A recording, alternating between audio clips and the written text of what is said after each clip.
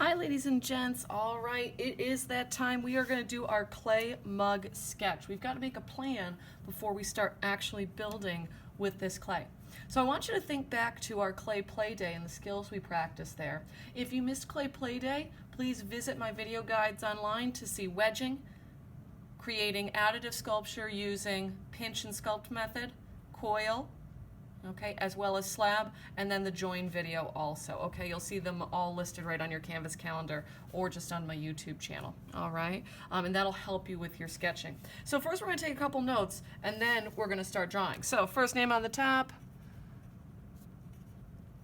This is my sample, but you'll put whatever period you are, right? 1A, 1B. 2, 3, you get what I'm saying. Put your period down there. Okay. First thing I want you to understand with this sketch is this is not like a formal drawing where we would do shading and we're worried about realism. I want you to think of sketch here as plan of how to build mug. Okay. The other thing I want you to keep in mind here, give yourself a little asterisk, a little star, is that you're going to be flexible with this idea. Right? Inspiration may strike as you're building. You may come up with something new. You may come up with a completely different idea. Okay? But the sketch is helping you get started. Right? What I find is if we just go right to the clay cylinder and I'm like, all right, cool, time to put cool stuff on your mug, people kind of freeze. It's like, oh, they don't know what to do. If we do this first and think of how we're going to build it, it's much easier to get into the sculpting process. Okay, there are going to be 3 things that you're required to have in your design, okay, of your mug, and that's an element of additive sculpture, 1 element of carving, which is subtractive sculpture, and some type of considered texture, right? Is your mug going to feel bumpy, rough, smooth, etc.? So you're required to have these in your design. I'm also going to have you label your sketch with where you're going to use additive, carving, and your real sculpture. Let's remember our 3 additive techniques. You have pinch, pinch and sculpt. This is the hand forming. You have coil. This is where we created clay ropes. And then you have slab. This is what I always say is like the cookie cutter method, right? We can throw out sheets of clay or roll out sheets of clay that we can then cut various shapes from, okay? So you must have those at least one of those 3 elements on there. All right, under carving, remember this is your subtractive sculpture. I just want you to consider on your mug, where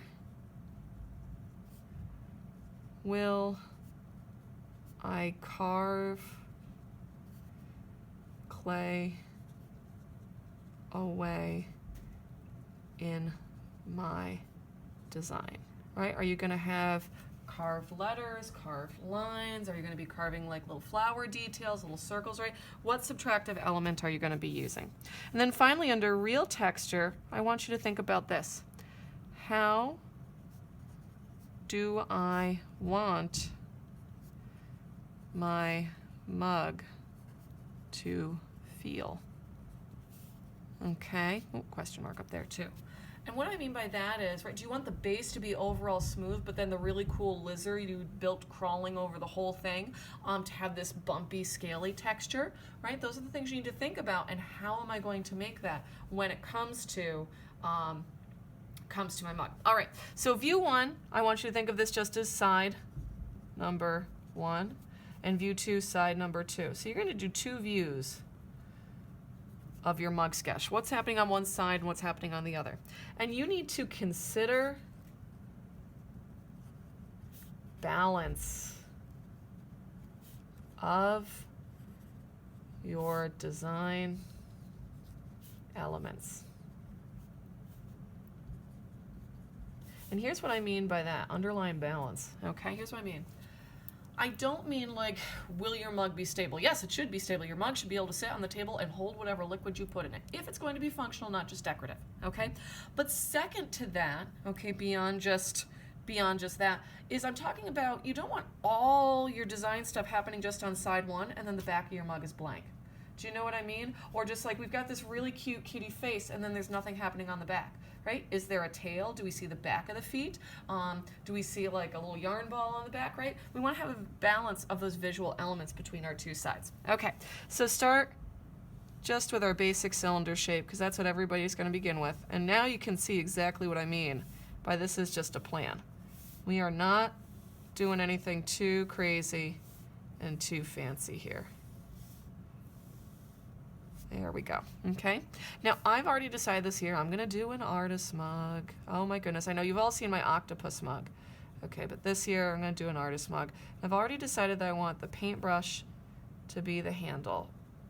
And it's going to kind of swoop in and down like this. Okay, and so I'll draw the same thing on this side. I'm going to have the paintbrush part, the handle part, ooh, swooping in and down, and it's going to end there. Kind of comes up and down. Okay, right, you can see it's a very rough idea.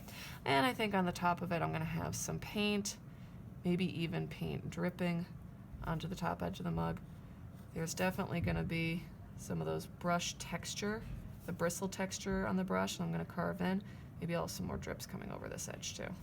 Okay, and then I think on the mug itself, I'm going to have the artist palette, right, with that little hole in it. Okay, and then I'll have the paint splotches on here. I'll see maybe part of the artist palette coming through. Paint handle there, and then on the edges and all over the palette, I want these kind of like paint drips and blobs and swirls, things like that. Okay, so this is my theme that I'm visually representing, having all these paint splotches and splatters. Maybe I'll even have some drips coming inside the edge of my mug. That would be fun, wouldn't it? Kind of like I've gotten paint all over it. Okay, cool. So I have my basic design. The second part of it is not just to have the drawing, but is actually to label your sketch and think about how you're going to build it. So I think I'm going to do for this handle like a thick coil, right? For this bristle part, I'm definitely going to do pinch or hand forming sculpt. For the paint splotches and palette, slab. You only have to label one view, by the way, unless there's something different happening on another side where you're like, yeah, okay, those are going to be, you know, maybe on my mouse ears, right? I had my mouse face on the front, and then on the back I had this little skinny tail, and on the back I just labeled that that tail was going to be in coil. Okay, so slab, thick coil, pinch, sculpt. For carving, I'm definitely going to carve lines for those bristles. And on the paint itself, I think I'm going to do carved, bumpy texture on paint splotches.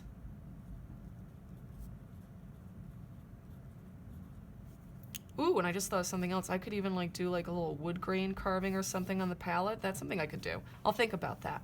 And then on my base, I'm going to do the overall base of my mug smooth texture. So it kind of shows off all of my paint stuff. Okay, so I've considered my real texture. I've labeled where I'm going to do some carving, okay, and I've labeled my additive and sculpt. All right, and that's what we're looking for our sketch, ladies and gents. That's a complete plan of my mug design and how I think I might start building it. And it's going to make the sculpting part that much easier. All right, ladies and gents, thanks so much for watching. Take care, and I'll see you again in Miss Raga's Art Room.